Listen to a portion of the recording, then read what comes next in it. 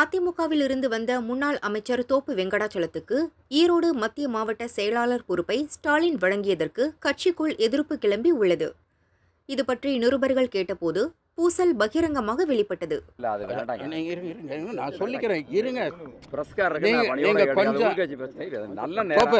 கொஞ்சம் இருங்க, நான் பேசிக்கிறேன். இங்கிட்ட தானே கேட்குறாங்க, நான் சொல்லிக்கிறேன். ஒரு நிமிஷம் இருங்க, ஏன் அப்புறம் குறுக்கிடுறீங்க? அது வேண்டாங்க, இருங்கங்க. என்ன நீங்கள் அதெல்லாம் எதுவும் இல்லை, பேசுங்க.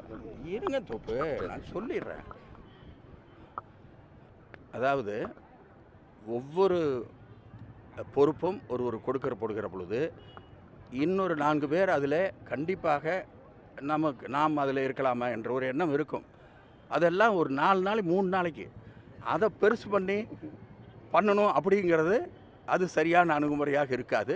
எங்களை பொறுத்தவரை, திமுகவை பொறுத்தவரை கட்டுப்பாடான கட்சி என்பது உங்களுக்கு எல்லோருக்கும் தெரியும்.